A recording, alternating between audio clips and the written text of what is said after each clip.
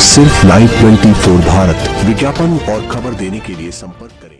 देखिए, घटना अत्यंत दुखद और हृदय विदारक है। अपराह्न में 3-3:30 बजे के अंदर ये पूरा घटनाक्रम घटित होता हुआ बताया जाता है। जनपद हाथरस के सिकंदरा राव के अंदर ये पूरा हादसा घटित हुआ है। वहाँ पर स्थानीय आयोजकों ने एक भोले बाबा का कोई आयोजन स्थानीय गांवों में उनके द्वारा सत्संग के आयोजन के माध्यम से किए जाते रहे हैं और स्थानीय भक्तगण उस कार्यक्रम में भाग लेते हैं। उस समय जब मंचीय कार्यक्रम संपन्न हो चुका होता है तो बताते हैं कि जब सत्संग के प्रवचनकर्ता वहां से मंच से उतर रहे थे तो उनकी तरफ अचानक भक्तों की भीड़ उन्हें छूने के लिए उधर जा रही थी और सेवादारों के द्वारा रोकने पर यह हादसा वहां पर घटित हुआ। इस पूरे मामले की जांच के लिए हम लोगों ने एडिशनल डीजी आगरा की अध्यक्षता में मंडलायुक्त अलीगढ़ को शामिल करते हुए एक टीम बना करके उन्हें अविलंब रिपोर्ट उपलब्ध कराने के लिए कहा है। घटना को देखते हुए प्रदेश के मुख्य सचिव और डीजीपी वहीं पर कैंप कर रहे हैं। प्रदेश सरकार के 3 मंत्री चौधरी लक्ष्मी नारायण जी, श्री संदीप सिंह जी, श्री असीम अरुण जी, ये तीनों लोग वहां पर घटनास्थल पर ही कैंप करके घायलों को उपचार आदि की व्यवस्था में लगे हुए हैं। आदरणीय प्रधानमंत्री जी ने भी और आदरणीय गृह मंत्री जी ने भी इस घटना पर अपना गहरा दुख व्यक्त करते हुए शोक संतप्त परिजनों के प्रति अपनी संवेदना व्यक्त की है और भारत सरकार ने भी और राज्य सरकार ने भी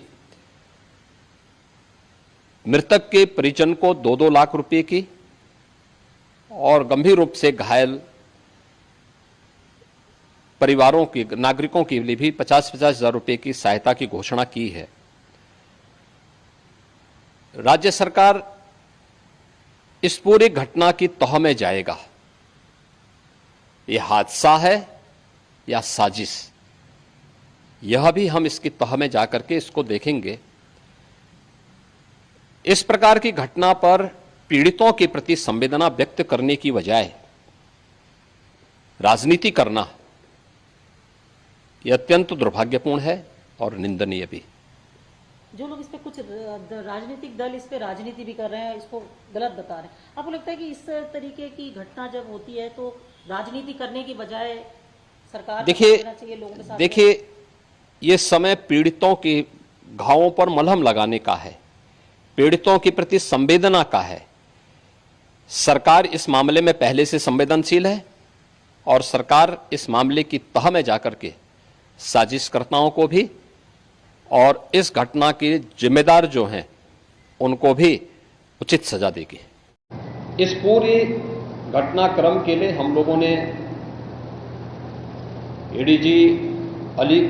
एडीजी आगरा की अध्यक्षता में एक एसआईटी गठित की है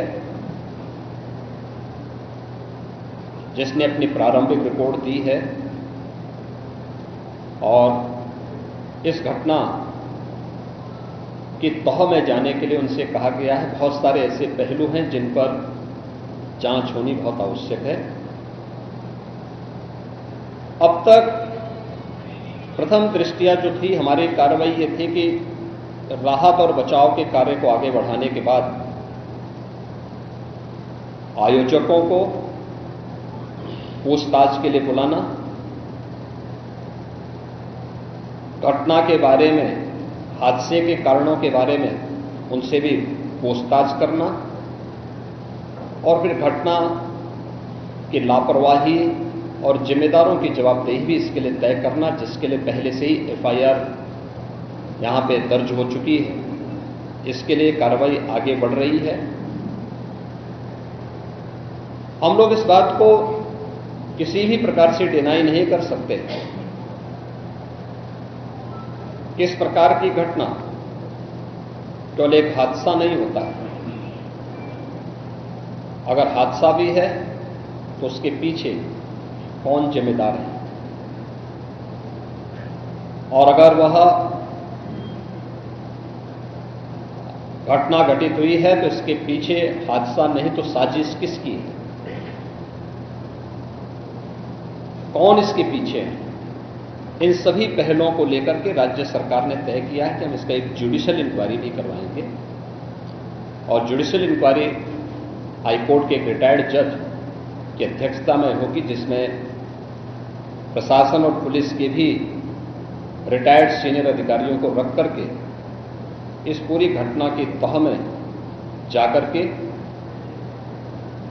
जो भी इसके लिए दोषी होगा उन्हें इसकी सजा देना, और इस प्रकार की घटना की पुनरावृत्ति न हो, इनके बारे में एक सुझाव और एक एसओपी उनके माध्यम से बनाई जा सके, जिसे आगे इस प्रकार के किसी भी बड़े आयोजन में लागू किया जा सके। यह हम लोग सुनिश्चित करेंगे। केंद्र और राज्य सरकार ने आर्थिक सहायता की भी घोषणा की है। जो निर्दोष लोग इस पूरे हादसे के शिकार हुए हैं, उनके जो नाबालिग बच्चे हैं, जो स्कूल में पढ़ने वाले बच्चे हैं, उनको हम उत्तर प्रदेश मुख्यमंत्री बाल सेवा योजना के अंतर्गत उन बच्चों की पढ़ाई की व्यवस्था हम लोग राज्य सरकार से करवाएंगे। उन्हें जिस भी स्कूल में पढ़ रहे होंगे, जिन भी संस्थाओं में पढ़ रहे होंगे, या उनके स्कॉलरशिप आदि की व्यवस्था के लिए भी राज्य सरकार ने तय किया है। और प्रत्येक मृतक के परिवारजन को भी केंद्र और राज्य सरकार मिलकर के 4 लाख रुपए की सहायता और गंभीर रूप से घायल व्यक्ति को 1 लाख रुपए की सहायता दे रही है।